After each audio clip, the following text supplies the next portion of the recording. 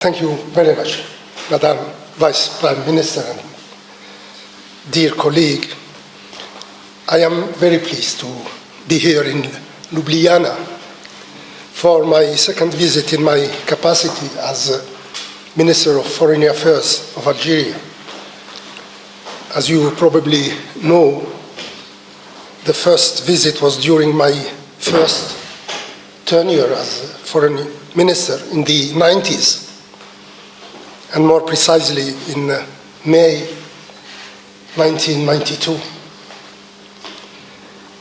During the last 3 years, a turning point has indeed been reached in the expansion of our bilateral relations that have been growing and moving forward in the right direction to the satisfaction of our two countries.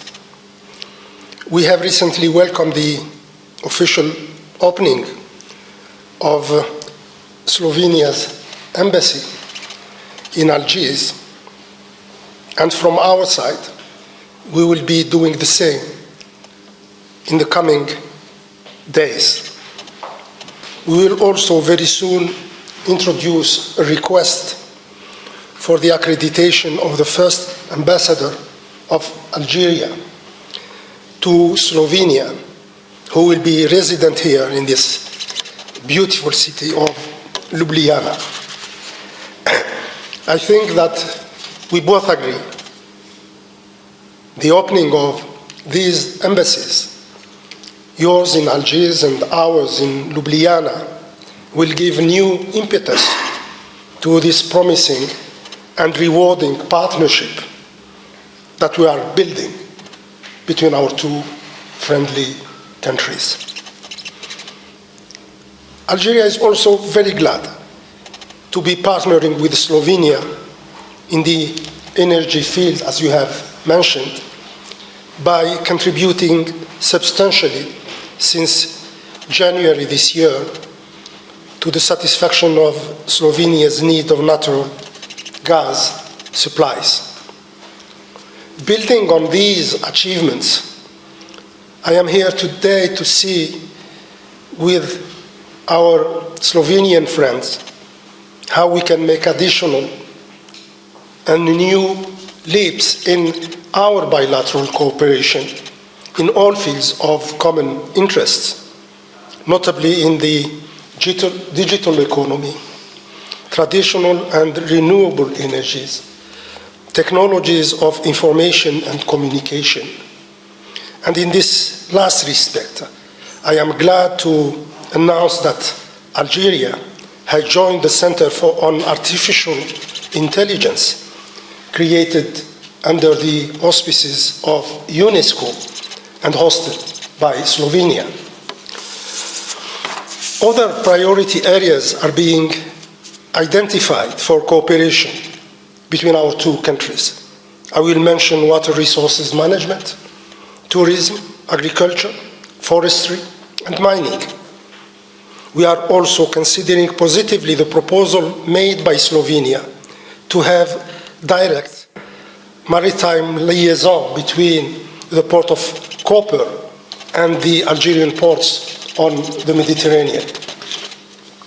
This is also an opportunity to continue to work towards strengthening the legal and structural framework of our bilateral cooperation, notably through enacting the Joint Commission on Economic Cooperation while finalizing pending agreements, such as the one concerning the establishment of a joint business council.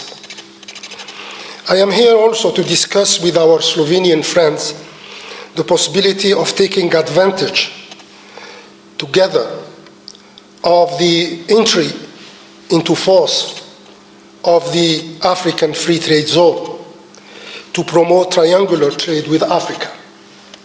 Slovenia is a well-known trading and especially exporting nation, and Algeria enjoys an important role in Africa.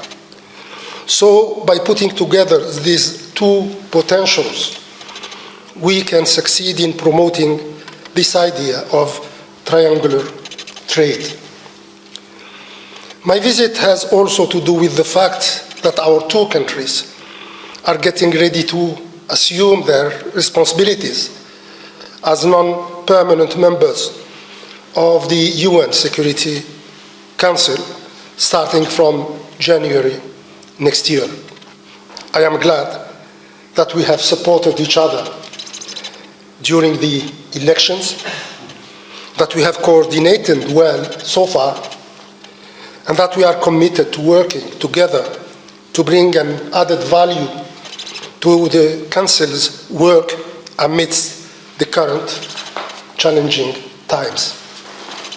Our task is certainly not an easy one, given the state of paralysis in which, unfortunately, the Security Council has been plunged in the face of mounting threats to international peace and security.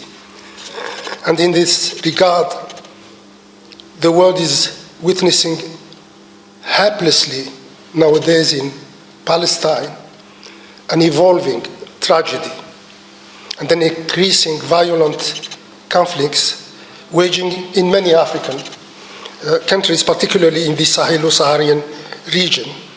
And those are concrete examples of the Council's inaction and ineffectiveness. The position of Slovenia on the situations prevailing in the Middle East and the Sahel region is highly appreciated in our part of the world. Obviously, the Security Council is not rising up to the hopes placed in it by our nations and peoples, hopes to uphold its responsibilities in maintaining peace and security, hopes to correct blatant breaches to international law, and hopes to make the collective security system work to the advantage of all, without selectivity, without discrimination, and without exclusion.